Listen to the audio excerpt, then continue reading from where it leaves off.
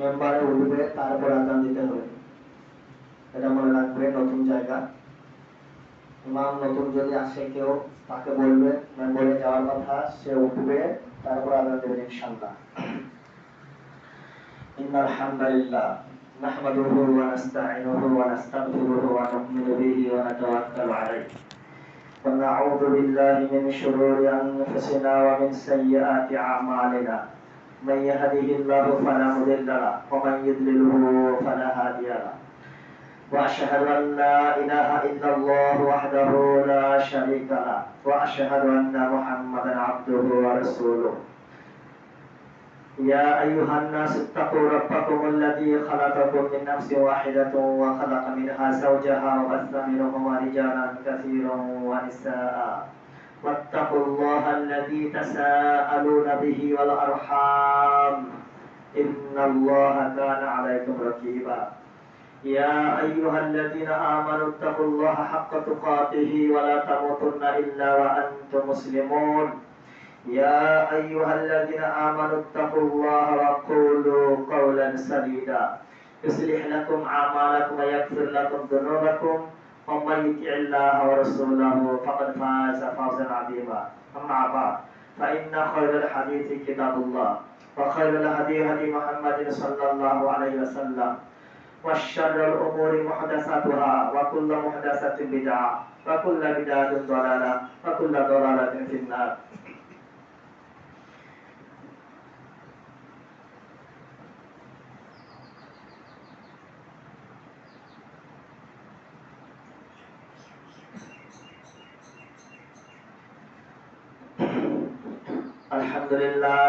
الحمد لله نحمده ونستعينه ونستغفره ونؤمن به ونتوكل عليه ونعوذ بالله من شرور أنفسنا ومن سيئات أعمالنا من يهده الله فلا مضل له ومن يضلله فلا هادي له ونشهد أن لا إله إلا الله وحده لا شريك له ونشهد أن وسيدنا وسندنا وحبيبنا ومولانا محمدا عبده ورسوله الذي أرسله بالحق بشيرا ونذيرا وداعيا إلى الله بإذنه وسراجا منيرا.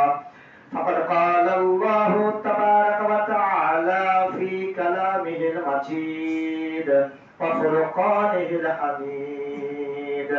أعوذ بالله من الشيطان الرجيم. بسم الله الرحمن الرحيم. وما أمروا إلا ليعبدوا الله مخلصين له الدين حنفاء يقيموا الصلاة ويؤتوا الزكاة وذلك دين القيمة. وقال سبحانه وتعالى عز وجل لن ينال الله لحومها ولا دماؤها ولكن يناله التقوى منكم. وقال سبحانه وتعالى عز وجل قل إن تخفوا ما في صدوركم أو تبدوه يعلمه الله.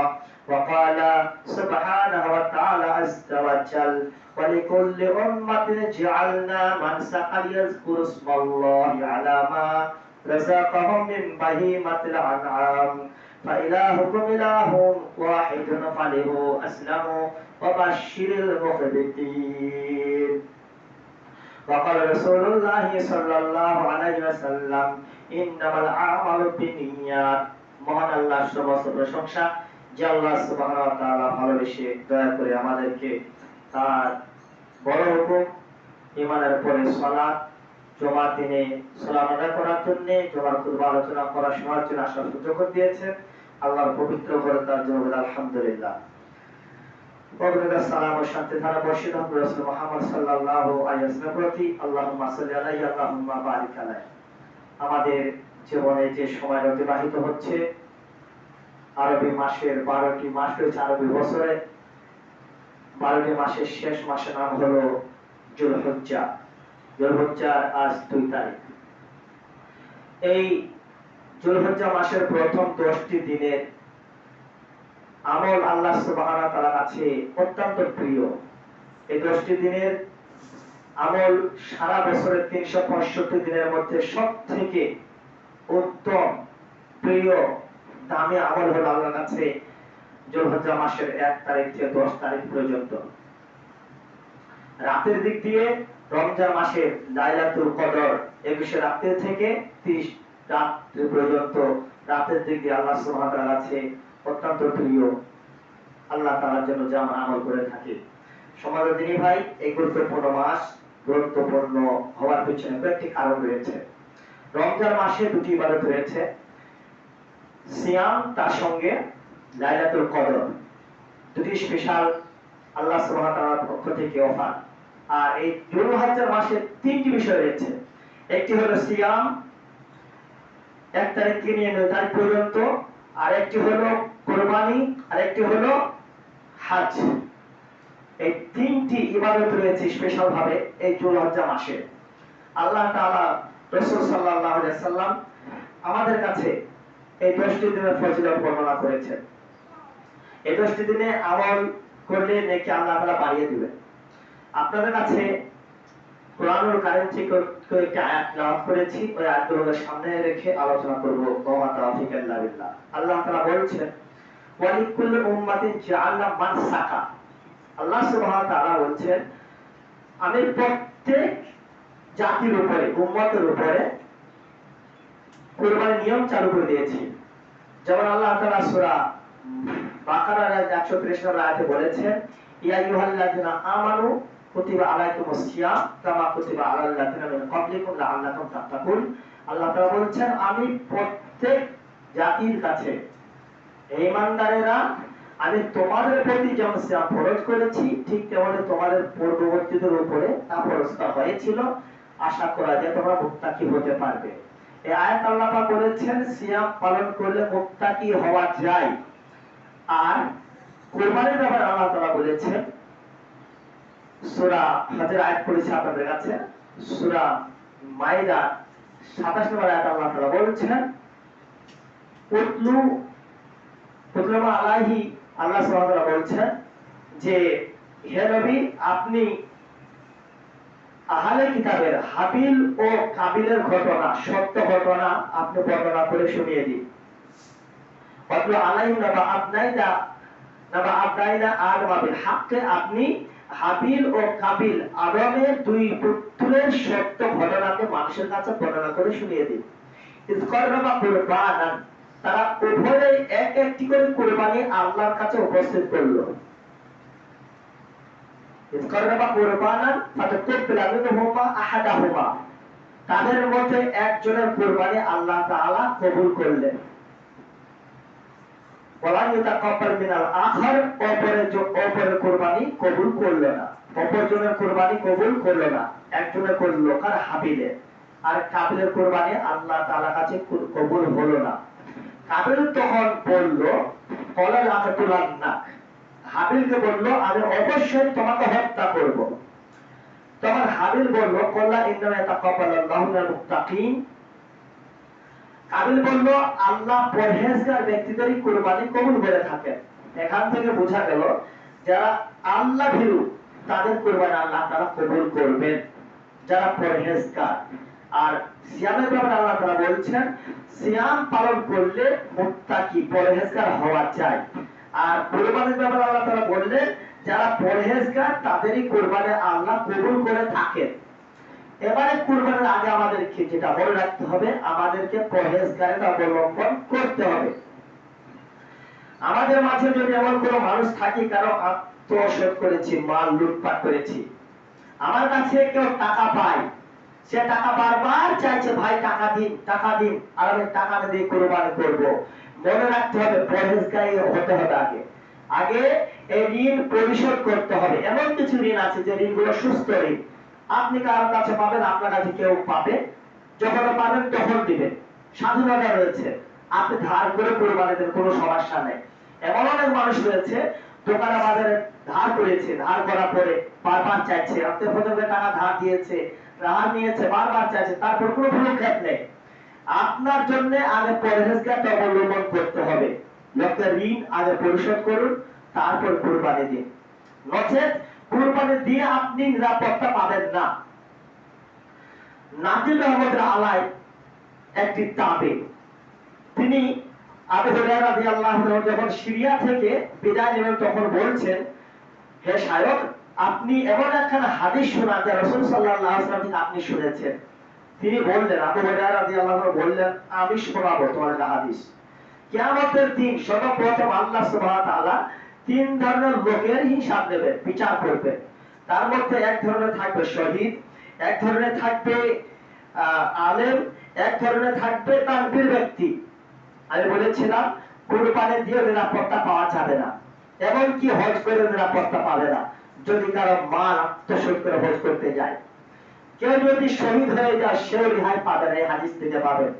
সহিহ মুসলিমের 4770 নম্বর হাদিস। আবু হুরায়রা রাদিয়াল্লাহু আনহু বলছেন, কিয়ামতের দিন সর্বপ্রথম তিন ধরনের ব্যক্তি হিসাব নেওয়া হবে। প্রথমে থাকবে শহীদ, তাকে আল্লাহ সুবহানাহু ওয়া তাআলা জিজ্ঞাসা করবেন, তোমাকে যে নিয়ামতগুলো দিয়েছিলাম এই নিয়ামতের রাশি আল্লাহ পাক তার সামনে তুলে ধরবেন, সে স্বীকৃতি দেবে। তোমার আল্লাহ পাক বলবে, তুমি আমার যে প্রাপ্য নিয়ামত পেয়েছিলে তারপর তুমি কি করেছো বলো তো? সে বলবে, আল্লাহ, আমি তোমার দ্বীন জমিনে প্রতিষ্ঠিত করতে গিয়ে এমনকি শেষ পর্যন্ত আমার জীবন তোমার দিনের জন্য বিলিয়ে দিয়েছি, শহীদ হয়ে গেছি তোমার সন্তুষ্টির জন্য। আল্লাহ তাআলা বলবেন, কাযাবতা, তুমি মিথ্যা বলছো। কোরআনে একটা আয়াত পড়েছি, শুরুতে সেই আয়াতগুলো ব্যাখ্যা পরে বলছি ইনশাআল্লাহ। তখন আল্লাহ সুবহানাহু ওয়া তাআলা ফেরেশতাদেরকে বলবে, তোকে ধরো। ফেরেশতারা ধরবে সেই শহীদকে উল্টা করে টেনে হেঁচড়ে ছেঁচড়ে গিয়ে জাহান্নামে নিক্ষেপ করবে আল্লাহর ওয়াদায়। নাম্বার 2, আলেমকে বলবে, তোমাদের আমি জ্ঞান দিয়েছিলাম কোরআন হাদিসের, তুমি কি করেছো বলো তো? সে বলবে, আল্লাহ, আমি তোমার কোরআন অধ্যয়ন করেছিলাম, কোরআন শিক্ষা করে মানব সমাজে ছড়িয়ে দিয়েছিলাম তোমার দ্বীন জমিনে প্রতিষ্ঠিত করার জন্য, তোমার সন্তুষ্টির উদ্দেশ্যে। আল্লাহ তাআলা বলবেন, কাযাবতা, তুমি মিথ্যা বলছো, বরং তুমি এই জন্য করেছিলে যাতে করে তোমাদের লোকে বড় আলেম বলে, যাতে করে তোমাদের লোকে বড় কারি বলে। শহীদকে আল্লাহ বলবে, তুমি এই জন্য শহীদ হয়েছিলে যাতে করে তোমাদের লোকে বীর মুজাহিদ বলে। তোমাদেরকে তা বলা হয়ে গেছে। আল্লাহ পাক ফেরেশতাগুলোকে ধরো, এই আলেমকে ধরবে, উল্টা করে তাকে টেনে হেঁচড়ে গিয়ে জাহান্নামে নিক্ষেপ করবে। নাম্বার 3, তানবীর ব্যক্তিকে আল্লাহ পাক জিজ্ঞাসা করবে, আমি যে তোমাকে মাল দিয়েছিলাম তুমি কি করেছো এর বিনিময়ে? দান করা ব্যক্তি, দানশীল ব্যক্তি বলবে, আল্লাহ, এই দুনিয়াতে এমন কোন খাত নেই যে খাতে দান করা তুমি বলনি, সে সমস্ত খাত আমি দান করেছি আর তোমার সন্তুষ্টির জন্য করেছি। আল্লাহ তাআলা বলবে, কাযাবতা, তুমি মিথ্যা বলছো। তখন আল্লাহ পাক ফেরেশতাকে বলবে, কে ধরো উল্টা করে আর একে জাহান্নামে নিক্ষেপ করো। দানবীরকে আল্লাহ পাক বলবে, তুমি এই জন্য দান করেছিলা তোমাকে যাতে করে দানবীর বলে মানুষ তোমার প্রশংসাকে অনেক সাখাত দেই। এই যে কাজগুলো মানুষ করেছে, শহীদ হয়ে গেল, দান খারাপ করলো, আলেম হলো কত কষ্ট করে, তারপরেও জাহান্নামে যাবে কেন? পিছনে কারণ কি? আল্লাহ তাআলা বলেছেন, ওয়া আমিলা সলিহাত, তোমরা আমলে সলেহ করো। নেক আমল ছাড়া আল্লাহর দরবারে কবুল হবে না। ইন্নামাল আমালু বিনিয়াত। আল্লাহ রাসূল সাল্লাল্লাহু আলাইহি ওয়াসাল্লামের কাছ থেকে শুনেছেন, ওমর রাদিয়াল্লাহু আনহু তিনি বলছেন, আল্লাহ রাসূল সাল্লাল্লাহু আলাইহি ওয়াসাল্লাম বলেছেন, বান্দার আমল নিয়তের উপর নির্ভরশীল। যে যে নিয়তে আমল করবে তাকে সেই তেমনই বদলা দেওয়া হবে। এই জন্য কোনো মানুষ যদি কুরবানি করে, তার যদি চিন্তাধারা থাকে আমরা বড় গরু উট কুরবানি করব, আমার এলাকায় আশেপাশে প্রশংসা ছড়িয়ে যাবে, মনে রাখতে হবে কুরবানি দিয়ে জাহান্নামে যাবে মানুষ, হজ করে জাহান্নামে যাবে মানুষ, যাকাত দিয়ে জাহান্নামে যাবে। এত কিছু করার পরে যদি জাহান্নামে যাওয়ার লাগে, তাহলে আমাদের কাজগুলো করার প্রয়োজন কি? হতে পারে দুনিয়াতে আপনার অনেককে বোঝাতে পারি আমি আল্লাহ সন্তুষ্টির জন্য করেছি, কিয়ামতের দিন আল্লাহ পাক বলবেন, কাযাবতা, মিথ্যা বলছো। কুল ইন তুকফু মা ফি সুদুরিকুম আও তুবদুহু ইয়ালামুহুল্লাহ। সূরা আল ইমরান 3 নম্বর সূরা 29 নম্বর আয়াত আল্লাহ তাআলা বলেছেন, হে আপনি বলুন, তোমরা যা প্রকাশ্য করো, তোমাদের অন্তরে যা রয়েছে, তোমরা যা প্রকাশ্য করো কিংবা গোপন রাখো, এই সব বিষয়ে আল্লাহ খবর রাখেন। আল্লাহ তাআলা বলেছেন লা ইয়ানাল্লাহু লুহুমুহা ওয়ালা দিমাউহা ওয়ালাকিন ইয়ানাল্লাহু তাকওয়া মিনকুম। আল্লাহ সুবহানাহু ওয়া তাআলা বলেছেন ওই গরুর রক্ত পৌঁছায় না আল্লাহর কাছে। তুমি যে গরু নিয়ে এসেছো, তুমি যে ওর কোরবানি সহ রক্ত আল্লাহর কাছে পৌঁছাবে না, ওর মাংস আল্লাহর কাছে পৌঁছাবে না। পৌঁছাবে শুধু তোমার সংযমশীলতা, তোমার পরহেজগারিতা। তুমি কি উদ্দেশ্যে গরু কিনেছো, তুমি কি উদ্দেশ্যে কুরবানি করছো, তোমার লক্ষ্য উদ্দেশ্যটা আল্লাহর কাছে পৌঁছাবে। যখন হাবিল আর কাবিল কুরবানি করলো, আল্লাহ সুবহানাহু ওয়া তাআলা যে নিয়ম হাবিল আর কাবিল আল্লাহ পাক বললেন, শুরুতে আয়াতে বলেছিলাম ওয়ালিকুল্লি উম্মাতিন রাসূলুল্লাহ মান সাকা, ওয়ালিকুল্লি উম্মাতিন মান সাকা। আল্লাহ তাআলা বলেছেন প্রত্যেক উম্মতের উপরে কুরবানির নিয়ম চালু করা হয়েছিল। এই আয়াত থেকে বোঝা যায় নূহ আলাইহিস সালাম, ইব্রাহিম আলাইহিস সালাম, লূত আলাইহিস সালাম, হুদ আলাইহিস সালাম যত নবী এসেছে সমস্ত নবী রাসূলের উম্মতের উপরে আল্লাহ তাআলা কুরবানি নিয়ম চালু রেখেছিলেন।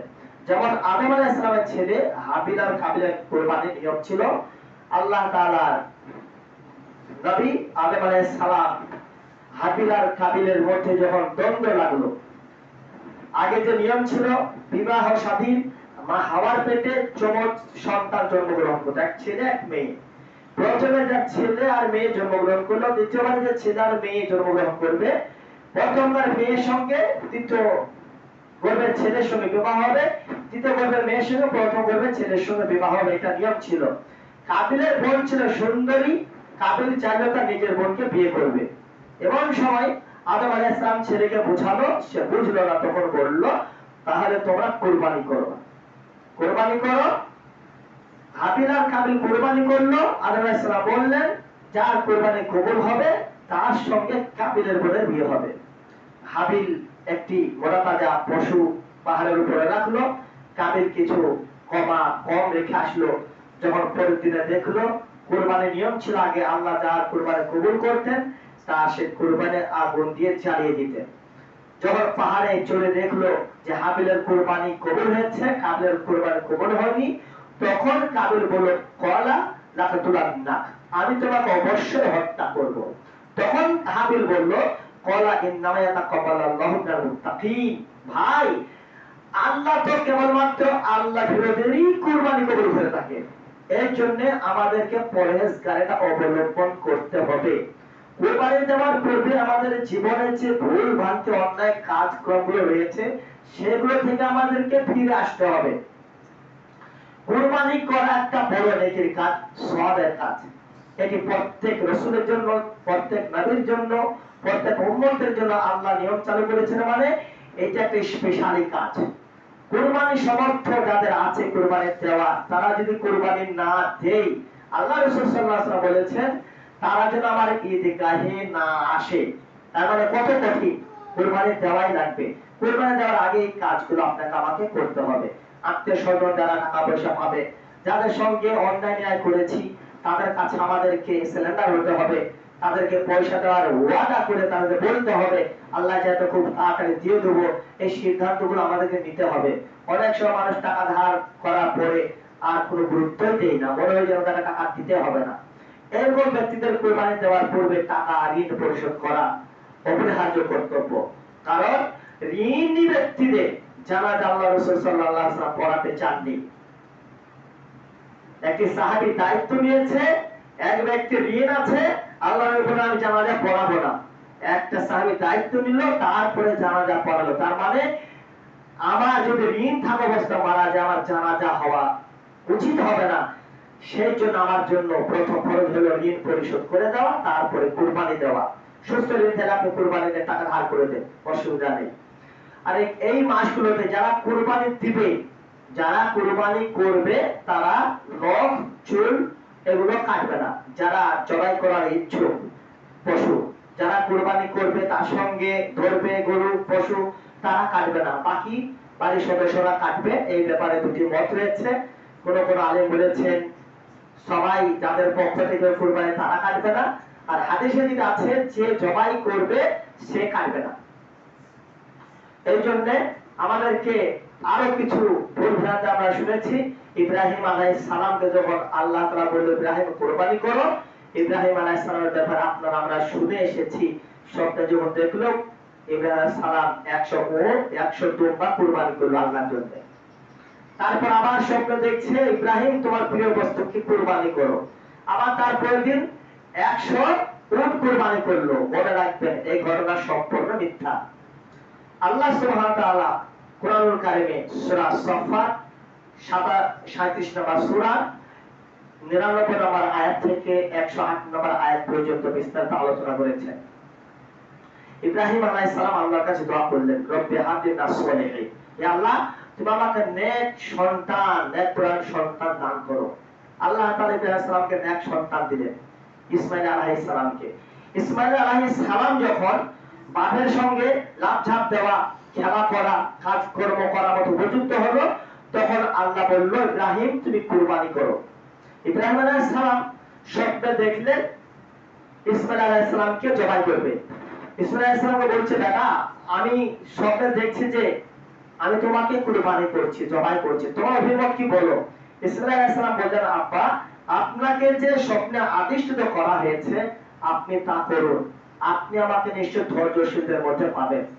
ইব্রাহিম আলাইহিস সালামের সন্তান ইসমাঈল আলাইহিস সালাম বললেন যে আপনি আপনার কাজ করুন, আপনি আমাকে ধৈর্যশীলদের মধ্যে পাবেন।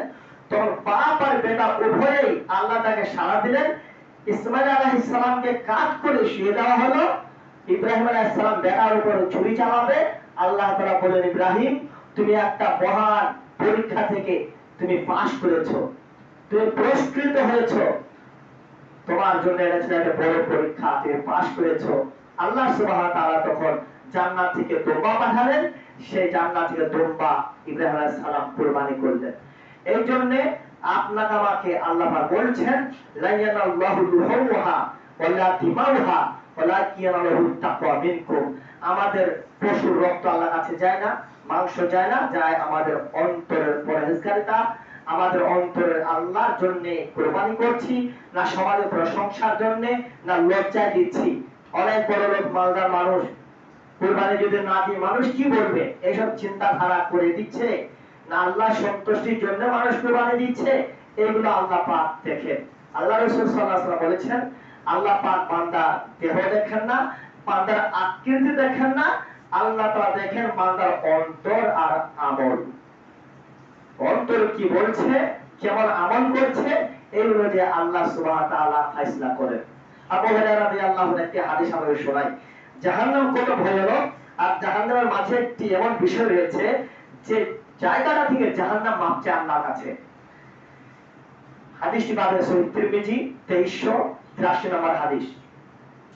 আবু হুরায়রা রাদিয়াল্লাহু আনহু রাসূল সাল্লাল্লাহু আলাইহি ওয়াসাল্লাম বলেছেন তোমরা চুপুল হুজুর হতে আল্লাহর নিকট আশ্রয় প্রার্থনা করো। সাহাবীরা বলেন হে আল্লাহর রাসূল সাল্লাল্লাহু আলাইহি ওয়াসাল্লাম চুপুল হুজুর কি? নবী সাল্লাল্লাহু আলাইহি ওয়াসাল্লাম বললেন চুপুল হুজুর জাহান্নামের মধ্যকার একটি উপত্যকা, যা থেকে স্বয়ং জাহান্নাম দৈনিক শতবার আল্লাহর কাছে আশ্রয় প্রার্থনা করে। বুঝেছো ভাই, জাহান্নাম তো নিজেই শাস্তি দেবে, মানুষকে জ্বালাবে, পাথরকে জ্বালাবে, পুড়িয়েদেরকে শাস্তি দেবে, আযাব দেবে, আর সে জাহান্নাম আল্লাহর কাছে বলে আল্লাহ তুমি আমাকে চুপুল হুজুর থেকে রক্ষা করো। আল্লাহ রাসূল সাল্লাল্লাহু আলাইহি ওয়াসাল্লাম কে বললেন সাহাবীরা এই চুপুল হুজুরে কে প্রবেশ করবে? চুপুল হুজুরে কি বুঝতে পারছি ভাই, একটা জাহান্নামের পতাকা, একটা পাহাড় থাকবে জাহান্নামের মাঝে। চুপুল হুজুর এমন কঠিন বেদনাদায়ক জায়গা, জাহান্নাম আল্লাহর কাছে মাপ চাইবে চুপুল হুজুরের আযাব থেকে। ওই চুপুল হুজুরে যাবে কারা? সাহাবীরা জিজ্ঞাসা করলেন হে আল্লাহর রাসূল সাল্লাল্লাহু আলাইহি ওয়াসাল্লাম চুপুল হুজুরে কে প্রবেশ করবে? নবী সাল্লাল্লাহু আলাইহি ওয়াসাল্লাম বললেন লোক দেখানো কোরআনের পাঠক, যারা কোরআন পড়ে আর লোককে দেখায়। কি করবে তাহলে? এমন কোরআন যে কোরআন মানুষকে জাহান্নাম থেকে জান্নাতে নিয়ে যাবে, এমন কোরআন আল্লাহ পাক কোরআনের পাঠকদেরকে বলবে কোরআন পড়তে থাকো আর জান্নাতের উঁচু দরজায় চড়তে থাকো। সেই কোরআনের পাঠক যাবে কোথায়? চুপুল হুজুরে, যা থেকে স্বয়ং জাহান্নাম আল্লাহর কাছে পানা চাই। তাহলে এই যে কোরআনের পাঠক জাহান্নামে যাবে কেন? পিছনে কারণটা কি? একটাই কারণ, আমলে সলেহাত ছিল না, নিয়ত খারাপ ছিল। নিয়ত খারাপ হওয়ার কারণে আমল খারাপ হয়ে যায়। আল্লাহ পাক বলেছেন যে আমি অধিক শিরিক হতে বেপরোয়া, আমি এক অদ্বিতীয়। আমার জন্য যদি কেউ এমন আমল করে যে আমি ভিন্ন অন্য কাউকে সন্তুষ্ট করার উদ্দেশ্য করে, তাহলে কিয়ামতের দিন আল্লাহ পাক বলবে যাও তার কাছে বদলা নিয়ে নাও যার সন্তুষ্টির জন্য তুমি আমল করেছিলে। এই জন্য যে কোনো আমল করার পূর্বে আমাদেরকে ভাবতে হবে, আমাদেরকে সিদ্ধান্ত সঠিক নিতে হবে। কুরবানি দিতে পারি, কুরবানি দেব আল্লাহর সন্তুষ্টির জন্য। আল্লাহ তাআলা বলছেন নবীকে, পৃথিবীতে যত আমল রয়েছে সমস্ত আমল আল্লাহ সুবহানাহু ওয়া তাআলার সন্তুষ্টির জন্য করতে হবে, এটা আল্লাহ স্বয়ং নবীকে শিখিয়েছেন। আল্লাহ বলছেন হে নবী আপনি বলুন কুল ইন্না সলাতি ওয়া নুসুকি ওয়া মাহইয়া ওয়া মামাতি লিল্লাহি রাব্বিল আলামিন। হে নবী আপনি বলুন আমার কুরবানি, আমার সালাত, আমার হায়াত, আমার মওত সবকিছুই রব্বুল আলামিনের জন্য। তার মানে আপনাকে আমাকে যে কোনো আমল করার পূর্বে কতটুকু ভাবনা চিন্তা করা দরকার একটু ভেবে দেখুন। হতে পারে পৃথিবীর বুকে আমি একটা পরিষ্কার ব্যক্তি হিসেবে পরিচয় অর্জন করেছি, আমার ইখলাস যদি ঠিক না থাকে, রিয়া।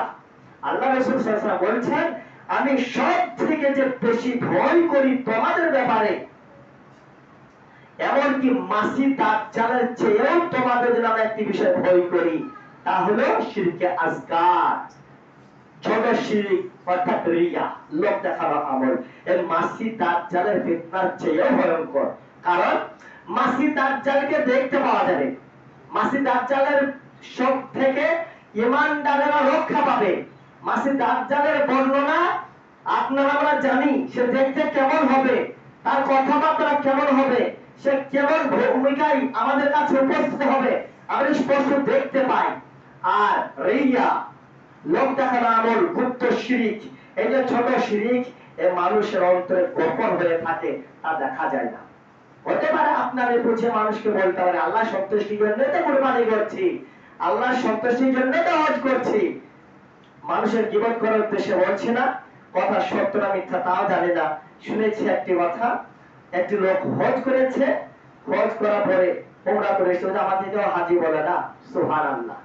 আরে আল্লাহর বান্দা, একবার মানুষ হজ করে যেতে হাজি হয়ে যায়, একটা মানুষ দিনে 5 বার ফরজ সালাত আদায় করে, সে নামাজি হতে পারে না?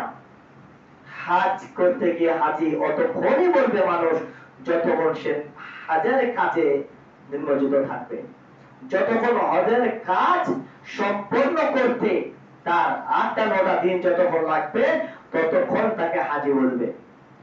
একটা মানুষ সালাত আদায় করলে কেউ সামনে দিয়ে গেলে বলে নামাজের সামনে দিয়ে যেও না, যতক্ষণ নামাজ পড়ছে ততক্ষণ সে নামাজি, যতক্ষণ হজ করছে ততক্ষণ হাজি বলা যেতে পারে। কিন্তু একবার হজ করে হাজির হয়ে গেল সারা জীবন, এই প্রশংসা, এই যে আনন্দ, এই আনন্দ কিয়ামতের দিন বেদনাদায়ক শাস্তির কারণ হয়ে দাঁড়াতে পারে যদি ইখলাস ভেজাল থাকে। আল্লাহ সুবহানাহু ওয়া তাআলা বলছেন হে নবী, আল্লাহ সুবহানাহু ওয়া তাআলা বলছেন তোমরা শোনো,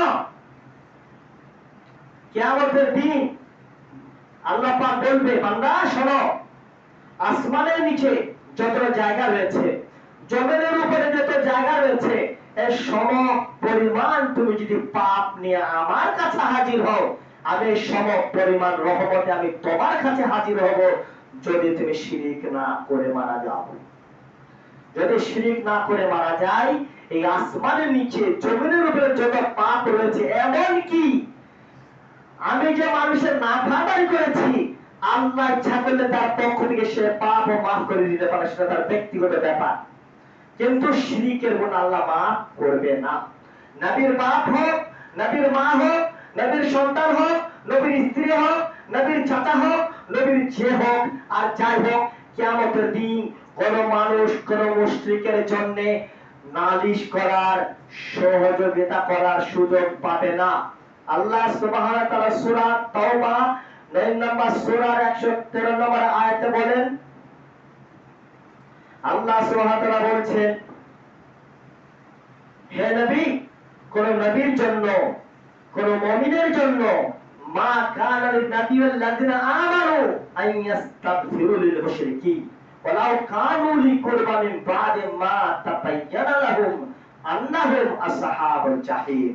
আল্লাহ পাক বলেন মা কানা লিন-নাবিয়্যা মা কানা লিন-নাবি ওয়াল্লাযিনা আমানু, কোন নবীর জন্য কোন ঈমানদারের জন্য উচিত নয়, সঙ্গে নয় যে সে কোন মুশরিকের জন্য আল্লাহর কাছে নালিশ করবে। ওয়ালাউ কুরবা, যদি বা সে ঘনিষ্ঠ আত্মীয় হয়, যদি বা তার বাপ হোক, তার মা হোক, তার ছেলে হোক, তার মেয়ে হোক, তার স্ত্রী হোক, কোন নবীর জন্য কোন ঈমানদারের জন্য সুযোগ আল্লাহ পাকের পক্ষ থেকে নেই, সংযতনের উচিত নয় যে সে বলবে আল্লাহ তুমি আমার বাপকে মাফ করে দাও, তুমি আমার ভাইকে মাফ করে দাও, অধিকার আল্লাহ দেয়নি।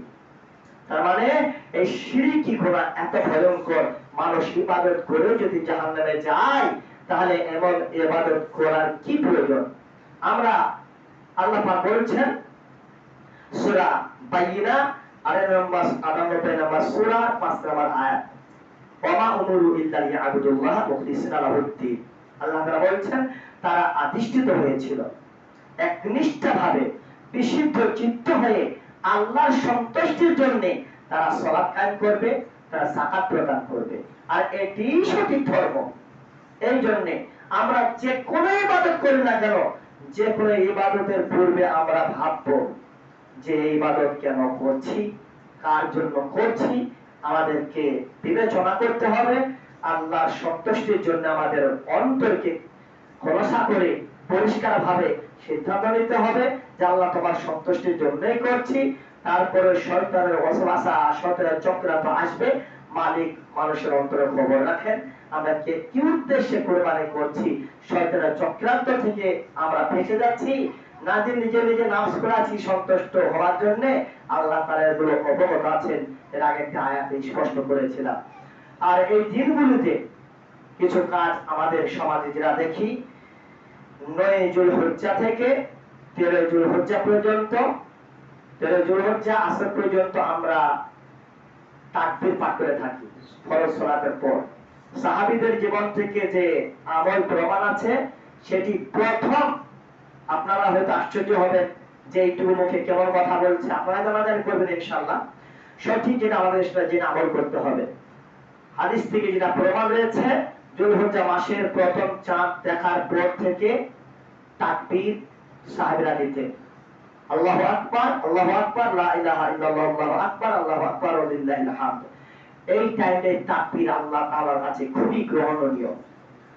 হাজীদের সবথেকে যে জিকির, যারা হজ করতে গেছে তাদের মুখে আপনি দেখুন, ইউটিউবে সার্চ করুন, দেখুন যারা হজ করতে গিয়েছে বারবার একটি আওয়াজ ভেসে আসে আমাদের কানে, লব্বাইক আল্লাহুম্মা লব্বাইক, লব্বাইক লা শারীকা লাক লব্বাইক, ইন্নাল হামদা ওয়া নি'মাতা ওয়া লাকাল মুলক লা শারীকা লাক। ইয়া আল্লাহ আমি তোমার দরবারে হাজির, লব্বাইক, আমি তোমার দরবারে হাজির, লব্বাইক লা শারীকা লাক লব্বাইক, আল্লাহ তোমার কোনো শরীক নেই, তোমার কোনো অংশীদার নেই, তুমি এক অদ্বিতীয়, তুমি বনিয়াস। এই তাকবীর পাঠ করে ইন্নাল হামদা, তোমার প্রশংসাতে কোনো শরীক নেই, ওয়া নি'মাতা, তোমার নিয়ামতে কোনো শরীক নেই, লাকাল মুলক লা শারীকা লাক, এই কায়নাতে তোমার সমকক্ষ কেউ নেই, তোমার অংশীদার কেউ নেই। এই যে বাক্যগুলো ওখানে গিয়ে হাজিরা তরবে পাঠ করতে থাকে, এইগুলো হলো তাওহীদের বাণী। আর এই তাওহীদের স্বীকৃতি দিয়ে মানুষ কেবল জান্নাতে যেতে পারে। কুরবানি দিয়ে পরহেজগারি অবলম্বন করা যাবে, সিয়াম পালন করে পরহেজগারি অবলম্বন করা যাবে। ইসমাঈল আলাইহিস সালাম, ইব্রাহিম আলাইহিস সালাম থেকে যে শিক্ষা আমরা পেয়েছি, আপনি আমি এখান থেকে কি শিক্ষা নেব? ইব্রাহিম আলাইহিস সালামকে জ্বলন্ত আগুনে নিক্ষেপ করা হলো। ইব্রাহিম আলাইহিস সালামকে আল্লাহ পাক বললেন, হাজারা ইসমাঈলকে তুমি মরুভূমিতে রেখে আসো, দূরের শিশুদের রেখে গেল। এগুলো ইমতিহান, পরীক্ষা। জাকারিয়া আলাইহিস সালামকে আড়ি দিয়ে চিরে 2 ভাগ করে দেওয়া হলো। খাব্বাব রাদিয়াল্লাহু তাআলা আনহুর কোমরের মাংস, কোমরে লোহার আগুন দিয়ে তাকে উত্তপ্ত করে জ্বালিয়ে দিল। সেই লোহার আগুন রক্ত কষ্ট দিয়ে লোহার আগুন নিভলো। বিলাল রাদিয়াল্লাহু তাআলাকে উত্তপ্ত বালুর উপরে শুয়ে দেওয়া হলো, তার বুকের উপরে পাথর রেখে তাকে বলা হলো আল্লাহকে ছাড়, সে বলল আহাদ আহাদ।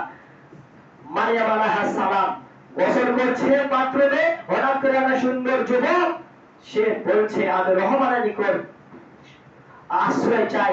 মারিয়াম আলাইহিস সালামের পরীক্ষা, মারিয়াম আলাইহিস সালামকে বিনা পাপে সন্তান দেওয়া হলো, সমাজে তাকে আবার ফিরে আসতে বলা হলো, এই হলো আল্লাহর পরীক্ষা। আসিয়া আলাইহিস সালামকে মেরে মেরে তাকে দুনিয়া থেকে বিদায় করে দেওয়া হলো, মুসা আলাইহিস সালামকে ধাওয়া করে নদীতে ফেলা হলো। এইরকম করে আল্লাহ তাআলা মুমিনদেরকে আপনাকে আমাকে পরীক্ষা নেবে। কুরবানি, কুরবানি এটা আপনি আমি আল্লাহকে কতটুকু ভালোবাসি, কতটুকু চাই, কতটুকু ত্যাগ করি, এত কুরবানি করব। যে কোন ক্ষেত্রে এখান থেকে শিক্ষা নিতে হবে, আল্লাহর দ্বীনের জন্য ডাক দিলাম এসে তাকে লব্বাইক বলে সাড়া দেবো, আল্লাহর দ্বীনের পথে চলতে থাকবো। এখান থেকে আমাদেরকে প্রশিক্ষণ নিতে হবে। আল্লাহ তাআলা বলছেন আহসিবান নাস আইয়াতরুকু আইয়াকুল আমান্না হুম লা ইফতানুন। লোকেরা কি মনে করেছে যে আমি ঈমান এনেছি কথা বললেই তাদেরকে বিনা পরীক্ষায় ছেড়ে দেওয়া হবে? আল্লাহ পাক বলছেন না, তাদেরকে পরীক্ষা নেওয়া হবে যেভাবে তাদের পূর্ববর্তীদের উপরে পরীক্ষা নেওয়া হয়েছিল। আল্লাহর দ্বীন জমিনে প্রতিষ্ঠিত করতে গিয়ে, আল্লাহর দ্বীন জমিনে প্রতিষ্ঠিত করতে গিয়ে, ময়দানে টিকে থাকতে গিয়ে একের পর এক, একের পর এক আঘাত হওয়ার কারণে আবু তালহা রাদিয়াল্লাহু তাআলার শরীরে ৮০টার অধিক ছিদ্র পাওয়া গিয়েছিল। তারপরেও তারা আল্লাহর দ্বীন থেকে সরে যায়নি। সহিহ বুখারী ৩৬ নম্বর একটি হাদিসে আল্লাহ রাসূল সাল্লাল্লাহু আলাইহি সাল্লামের কাছে খাব্বাব রাদিয়াল্লাহু গেলেন। সহিহ বুখারী ৩৬ নম্বর হাদিস, আমরা পুরো লম্বা হাদিস সংক্ষিপ্ত বলার চেষ্টা করব। খাব্বাব রাদিয়াল্লাহু তাআলা নবী সাল্লাল্লাহু আলাইহি সাল্লামের কাছে গেলেন। কাবা গৃহের পাশে একটি বিছানার চাদরকে পালিশ বানিয়ে আরাম করছিলেন। এমন সময় খাব্বাব রাদিয়াল্লাহু আনহু গিয়ে বলেন আলা তাস্তাগফিরু লানা, আলা তাদউ লানা, হে আল্লাহর নবী আমরা তো মার খেতে খেতে শেষ হয়ে যাচ্ছি, আমরা তো টাইমে খাবার পাচ্ছি না, আল্লাহর দ্বীনের জন্য জন্য টিকে থাকতে গিয়ে আপনি কি আল্লাহর কাছে আমাদের জন্য দোয়া করবেন না? আপনি কি আল্লাহর কাছে আমাদের জন্য সাহায্য প্রার্থনা করবেন না? আল্লাহ নবী সাল্লাল্লাহু আলাইহি ওয়াসাল্লাম বলেন খাব্বাব শোনো, আমাদের অতীতে যারা এই জমিনে দ্বীনের দাওয়াত নিয়ে এসেছিল তাদেরকে রাষ্ট্র শক্তি, সমাজ শক্তি ধরে নিয়ে আসতো। তাদেরকে ধরে নিয়ে আসার পর জমিন কবর করা হতো, মাটি খুঁড়ে কবর করা হতো, সেই কবরে তাদেরকে কোমর পর্যন্ত কেড়ে দেওয়া হতো। কোমর পর্যন্ত পুঁতে দিয়ে তাদের মাথার উপরে আড়ি রেখে এই আড়িকে চালিয়ে দ্বিখণ্ডিত করে দেওয়া হতো।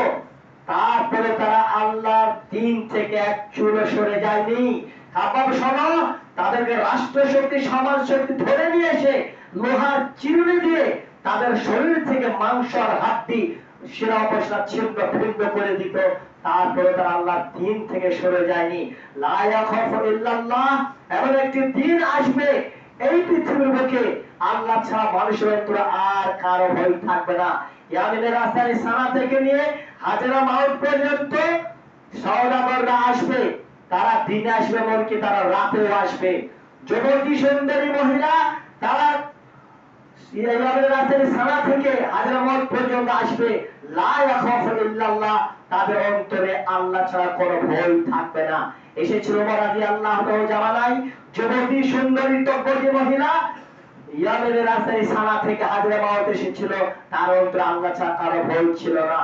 এই দিন এই জমিনে প্রতিষ্ঠিত করতে গিয়ে এত কুরবানি আমার আপনার অতীতে আমাদের দিনদার পরিষ্কার মানুষের কারণে তারা যে কুরবানি দিয়েছিল, যার কারণে আজ আপনি আমি কোরআন পেয়েছি, আজ আপনি আমি ঈমান পেয়েছি, যাদের বদৌলতে আমরা দিনদার পরহেজগার বলে নিজেকে মনে করি, অথচ নিজের বাড়িতে বেনামাজি রয়ে গেছে, অথচ নিজের বাড়িতে বেপর্দা মহিলা রয়ে গেছে, অথচ নিজের ছেলে মেয়ে কোরআন শিক্ষা বাদে গেমস খেলে, নিজের বাড়িতে যে পাতিল ছেয়ে গেছে, এই পাতিলের মোকাবেলা করবে কারা?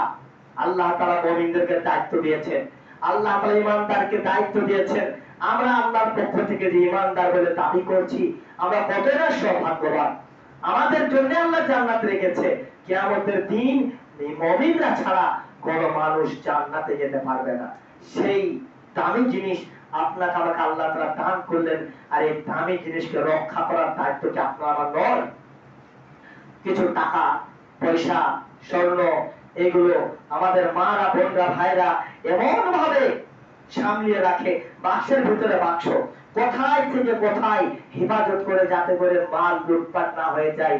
আর আপনার আমার ঈমান লুটপাট করার জন্য সব সময়, সব অবস্থায়, সর্বক্ষেত্রে একটা ছিনতাইকারী অপেক্ষা করছে, যার জন্য আল্লাহ তাআলা বলছেন, ইয়া আইয়ুহাল্লাযিনা আমানু দুখুলু ফিস-সিলমি কাফা, হে ঈমানদারেরা, তোমরা ইসলামের মধ্যে পরিপূর্ণভাবে প্রবেশ করো। ওয়ালা তাত্বিউ খুতুওয়াতিশ শাইতান, নিঃসন্দেহে তোমরা তোমাদের শয়তান প্রকাশ্য শত্রু। ইন্নাহু লাকুম আদুউম মুবিন, তোমরা সাবধান থাকো, তোমরা সতর্ক থাকো। তোমাদেরকে যে কোনো মুহূর্তে শয়তান তোমাদের ঈমান ছিনতাই করবে, তোমরা নিশ্চয়ই শয়তান তোমাদের প্রকাশ্য শত্রু। এই শত্রু থেকে আপনাকে আমাকে মোকাবেলা করতে হবে। কেমন করে? শত্রু থেকে মোকাবেলা করতে হলে আপনাকে আমাকে ঈমানের পথে চলতে হবে। আল্লাহ পাক নবীকে বলেছেন, ফাস্তাবিকুল খায়রাত ফাস্তাকিম কামা উমিরতা, হে নবী, আপনি দ্বীনের পথে অবিচল থাকুন। আপনাকে আমাকে দ্বীনের পথে অবিচল থাকতে হবে। আল্লাহ আমাদেরকে যে মসজিদ করিয়েছেন, এই মসজিদে সালাত আদায় করার জন্য যে কোনো অবস্থা থাকে না কেন, আমাদের ব্যবসা থাক আর কাজকর্ম থাক, আমরা যতদূর পারবো আমাদের জন্য প্রয়োজন হবে মসজিদে এসে 5 ওয়াক্ত সালাত আদায় করা। আমাদের আযান হয়ে যাওয়ার পরে যদি কাজে কর্মে লিপ্ত থাকি, তাহলে যে ঈমানে হাইয়া আলাস সালাহ বলে মসজিদে হাজির করতে পারছে না, সেই ঈমান কি করে জাহান্নাম থেকে বাঁচিয়ে জান্নাতে নিয়ে যাবে, এটি আপনাকে আমাকে হিসাব করতে হবে। আমরা জুমার খুতবাতে অনেক সময় কোরআন হাদিসের কথা শুনি, শোনার পরে আমরা পরিবর্তন হই না। তার পিছনে একটাই কারণ, আল্লাহ তাআলা বলছেন, যতক্ষণ না কোনো জাতি নিজে পরিবর্তন হওয়ার জন্য প্রচেষ্টা করবে না, ততক্ষণ আল্লাহ সেই জাতিকে পরিবর্তন করবে না। আমরা যে অধঃপতনের দিকে যাচ্ছি, আমরা যে অধঃপতনের পথে হাঁটছি, তার পিছনে একটাই কারণ, আমাদের সিদ্ধান্ত এখনো মজবুত ভাবে নিতে পারিনি। আমরা অনেকে মনে করি বুকে হাত বেঁধে সালাত আদায় করলেই মাশাআল্লাহ আমরা আহলে হাদিস হয়ে গেছি, আমরা পরহেজগার হয়ে গেছি, আমাদের জন্যই জান্নাত। একটি হাদিস আছে, 73 ফিরকার মধ্যে একটি ফিরকা যাবে জান্নাতে। আমরা নিজেকে নিজে মনে করি জান্নাতে যাব, নিঃসন্দেহে মুসলিমরা জান্নাতে যাবে। মনে রাখতে হবে আব্দুল্লাহ বিন উবাই বিন সুলুলের কথা, মনে রাখতে হবে আব্দুল্লাহ বিন উবাই বিন সুলুলের কথা। আব্দুল্লাহ বিন উবাই বিন সুলুল নবী মুহাম্মদ সাল্লাল্লাহু আলাইহি ওয়াসাল্লামের সঙ্গে জিহাদে গিয়েছে, নবী মুহাম্মদ সাল্লাল্লাহু আলাইহি ওয়াসাল্লামের সঙ্গে দাওয়াত খেয়েছে, নবী মুহাম্মদ সাল্লাল্লাহু আলাইহি ওয়াসাল্লামের সঙ্গে সালাত আদায় করেছে। তারপরেও সে জাহান্নামে যাবে। কারণ কি? সে মুনাফিকদের লিডার ছিল, তার উপরে ছিল ইসলাম, ভিতরে ছিল কাফেরদের সঙ্গে ভালোবাসা, নবী মুহাম্মদ সাল্লাল্লাহু আলাইহি ওয়াসাল্লামের সঙ্গে ছিল শত্রুতা, যার কারণে জাহান্নামে যেতে হবে। আমি বললাম এই উদ্দেশ্যে আমরা শুধু বুকে হাত বেঁধেই জান্নাতে চলে যাব, এই চিন্তাধারা যদি আমরা করি, তাহলে আমাদের সিদ্ধান্ত ভুল হয়েছে। আল্লাহ পাক বলছেন, উদখুলু ফিস-সিলমি কাফা, তোমরা পরিপূর্ণভাবে ইসলামের মধ্যে দাখিল হও, প্রবেশ করো। আমাদের পায়ের নিচে থেকে মাথা চাঁদি পর্যন্ত, আমাদের এই দেহের মধ্যে আল্লাহর হুকুম কোনটা আর আল্লাহর বিধান কোনটা, সেই অনুযায়ী আমাদের বডিটাকে সাজাতে হবে। আল্লাহর হুকুম অনুযায়ী আমাদের ঘর বাড়ি সাজাইতে হবে, আল্লাহর হুকুম অনুযায়ী আমাদের ছেলে মেয়েদেরকে শিক্ষা দিয়ে বড় করতে হবে। এরকম ভাবে আমাদেরকে প্রতিষ্ঠিত হতে হবে। সাহাবীদের জীবনে নবী মুহাম্মদ সাল্লাল্লাহু আলাইহি ওয়াসাল্লামের কাছে যে কোনো খবর আসতো, খবর আসার সঙ্গে সঙ্গে তারা মেনে নিত। আল্লাহ পাক সাহাবীদের জন্য বলছে, তারা বলল সামিআনা, আমরা শুনলাম, ওয়া তাআনা, গ্রহণ করলাম। একটি সময় নবী মুহাম্মদ সাল্লাল্লাহু আলাইহি ওয়াসাল্লাম স্বয়ং, নবী মুহাম্মদ সাল্লাল্লাহু আলাইহি ওয়াসাল্লাম স্বয়ং সাহাবীদেরকে বলছে, তোমরা নেড়া করো, হজ করতে গিয়ে মাথা মুন্ডন করো। কেউ কথা শুনছে না, কথা শুনছে না। নবী সাল্লাল্লাহু আলাইহি ওয়াসাল্লাম নিজের স্ত্রীর কাছে গিয়ে বলছে, দেখো তো আমার কথা কেউ শুনছে না, আমি নেড়া করতে বলছি, আমার কথা মানছে না এরা। যখন রাসূল সাল্লাল্লাহু আলাইহি ওয়াসাল্লাম বললেন, মা যান বললেন, আগে আপনি নেড়া করুন, দেখো তো তারপর কি হয়। রাসূল সাল্লাল্লাহু আলাইহি ওয়াসাল্লাম নেড়া করলেন, দেখা দেখে সকলেই নেড়া করলো। তার মানে তারা এমন, তাদের অন্তর ছিল এমন, তারা ছিল, তাদের ঈমান এমন মজবুত ছিল যে আদেশ হতে হতে রাসূল সাল্লাল্লাহু আলাইহি ওয়াসাল্লাম যা বলেছেন সেই তাই করার জন্য তারা প্রস্তুত ছিল। এই জন্য আমাদেরকে কোরআন হাদিসের কথা যখনই বলা হবে, যেই বলুক না কেন, সঠিক কথা আমাদের কানে আসলে আমাদেরকে বাস্তবে আমল করার চেষ্টা করতে হবে। আমাদেরকে যে কোনো মূল্যে নিজের জীবন দিয়ে আমাদেরকে আল্লাহর দ্বীন জমিনে প্রতিষ্ঠিত করে যেতে হবে। কম পক্ষে নিজের ঈমানটাকে মজবুত করে নিজের ঘর বাড়ি ছেলে মেয়েদের ঈমানের শিক্ষা দেওয়া লাগবে। আমরা যদি এই কাজগুলো না করতে পারি, আমাদের এই জীবনে যত ধন দৌলত আমরা ইনকাম করে না কেন, এই সবগুলো আমাদের জন্য ব্যর্থ হয়ে যাবে। কোনদিন আমরা নিরাপত্তা পাবো না। আল্লাহ পাক বলছেন নবীকে আপনি বলুন, কুল মা কুনতু বিদামিনা রাসূল, আপনি বলুন আমি নতুন কোন রাসূল নই, আমার আগে বহু রাসূল পৃথিবীতে আগমন করেছিল। আমি জানি না আল্লাহ তোমাদের সঙ্গে কি ব্যবহার করবে, আর আমি এও জানি না আল্লাহ তোমাদের সঙ্গে কি ব্যবহার করবে। লান তানফাআকুম আরহামুকুম ওয়াল আওলাদুকুম ইয়াওমাল কিয়ামাহ, কিয়ামতের দিন কোন সন্তান সন্ততি কাজে আসবে না, কোন মাল কাজে আসবে না। কিয়ামতের দিন রক্ষা পেতে গেলে এই পৃথিবীর বুকে ঈমান আর আমল মজবুত করতে হবে। আল্লাহ পাক বলছেন ইয়া আইয়ুহাল্লাযিনা আমানু তাকুল্লাহা হাক্কা তুকাতিহি ওয়া লা তামুতুন্না ইল্লা ওয়া আনতুম মুসলিমুন। হে বিশ্বাসী বান্দারা, তোমরা যথাযথভাবে আল্লাহকে ভয় করো, আর যতক্ষণ না পর্যন্ত তোমরা পূর্ণাঙ্গ রূপে মুমিন না হবে মৃত্যুবরণ করো না। এই জন্য আমাদেরকে শেষ নিঃশ্বাস পর্যন্ত মনের মধ্যে চিন্তা রাখতে হবে, আল্লাহকে স্মরণ রাখতে হবে, আল্লাহকে আমাদেরকে জানতে হবে এবং মুহাম্মদ সাল্লাল্লাহু আলাইহি ওয়াসাল্লাম দেখানো পথে আমাদেরকে চলা শিখতে হবে। যে কোনো মূল্যে এখন থেকে আমাদের সিদ্ধান্ত নিতে হবে, কোন মানুষকে দেখে কোন মানুষ যদি আইডিয়াল বানায়, কোন মানুষকে দেখে মানুষ যদি আইকন বানায়, মুহাম্মদ সাল্লাল্লাহু আলাইহি ওয়াসাল্লাম ভিন্ন অন্য কাউকে দেখে যদি কারো জীবনকে সাজায়, মনে রাখতে হবে কিয়ামতের দিন তার গাড়ি ভেসে যাবে। এই জন্য একটি আদর্শ আমাদের রাসূল মুহাম্মদ সাল্লাল্লাহু আলাইহি ওয়াসাল্লাম, একটি শিক্ষক আমাদের নবী মুহাম্মদ সাল্লাল্লাহু আলাইহি ওয়াসাল্লাম, একটি আইডিয়াল আমাদের নবী মুহাম্মদ সাল্লাল্লাহু আলাইহি ওয়াসাল্লাম। তিনার দেখানো পথে চললো যে, তিনার দেখানো পথে চলবে যে, তিনার দেখানো পথে চলতে চলতে মরবে যে, নিঃসন্দেহে আল্লাহ তাআলার জান্নাতের মেহমানখানায় জান্নাতের জায়গা পাবে। আল্লাহ তাআলার কাছে দোয়া করি, আল্লাহ তুমি দয়া করে আমাদেরকে কুরবানির মাসে তোমার অনুগ্রহ, তোমার দয়ার মাসে আমাদেরকে মাসের কদর করার তৌফিক দান করো, আমাদের এই মাসে সম্মান করতে পারি। আরেকটি কথা শেষে বলি, আপনার 1 তারিখ থেকে 9 তারিখ যে রোজার কথা আছে, যারা 1 থেকে 9 তারিখ রোজা রাখবে তারা রাখুন। আর দুটি মতভেদের বিষয় যেটা রয়েছে, আরাফার দিনে সিয়াম রাখবো না 9 তারিখে সিয়াম রাখবো, আমাদের দেশের তারিখ অনুযায়ী এই দুটো বিষয়ে, দুটি বিষয়ে যে কোনো একটা দিন আপনারা রাখবেন। আপনাদের কাছে যেটা নিজের অন্তর শান্তি তৃপ্তি পাবে সেই দিনে রাখবেন। আর আপনার দিনের রোজা রাখার কথা আছে, 9 তারিখে রোজা রাখার কথা আছে, আপনারা যে কোনো একটা দিন রাখবেন সন্ধ্যার মধ্যে। আর আপনার দিনও করবে, 9 তারিখে করবে, এটা করবে না, করলে একটা রাখবেন আর না হলে 9টা রাখবেন। আল্লাহর কাছে দোয়া করে, আল্লাহ তুমি দয়া করে আমাদেরকে দিনের সহি জ্ঞান বুঝতে করে, আল্লাহুম্মা আমিন। আল্লাহ তোমার কাছে দোয়া করি তোমার দ্বীন ইসলাম অনুযায়ী আমাদেরকে দিনের শিক্ষা গ্রহণ করার, কোরআন হাদিসের সঠিক সহি জ্ঞান অর্জন করার তৌফিক দান করো। আমরা যাতে করে জাহান্নাম থেকে নিরাপত্তা পাই, তোমার মেহমানখানা জান্নাতে প্রবেশ করতে পারি, সেই জান্নাতের মেহমান তুমি আমাদেরকে বানিয়ে দাও। তোমার দয়া থেকে, তোমার অনুগ্রহ থেকে তুমি দয়া করে আমাদেরকে জাহান্নামের রাস্তা থেকে ফিরিয়ে তোমার জান্নাতে যাওয়ার রাস্তায় পরিচালিত করো। তুমি ইচ্ছা করলে আমাদেরকে যে কোনো মূল্যে, তুমি ইচ্ছা করলে আমাদেরকে ধাক্কা দিয়েও তুমি তোমার দিনের পথে চালাতে পারো। তুমি দয়া করে আমাদেরকে তোমার জাহান্নাম থেকে রক্ষা দাও, তোমার জান্নাতের পথে চলার আমাদেরকে সাহায্য করো বলে আল্লাহুম্মা আমিন। আল্লাহুম্মা সাল্লি আলা মুহাম্মদ ওয়া আলা আলি মুহাম্মদ কামা সাল্লাইতা আলা ইব্রাহিম ওয়া আলা আলি ইব্রাহিম ইন্নাকা হামিদুম মাজিদ। আল্লাহুম্মা বারিক আলা মুহাম্মদ ওয়া আলা আলি মুহাম্মদ কামা বারাকতা আলা ইব্রাহিম ওয়া আলা আলি ইব্রাহিম ইন্নাকা হামিদুম মাজিদ। রব্বানা তাকাব্বাল মিন্না ইন্নাকা আনতাস সামিউল আলিম ওয়া তুব আলাইনা ইন্নাকা আনতাত তাওয়াবুর রাহিম। সুবহানা রাব্বিকা রাব্বিল ইজ্জাতি আম্মা ইয়াসিফুন ওয়া সালামুন আলাল মুরসালিন ওয়া আলহামদুলিল্লাহি রাব্বিল আলামিন। আসসালামু আলাইকুম ওয়া রাহমাতুল্লাহ।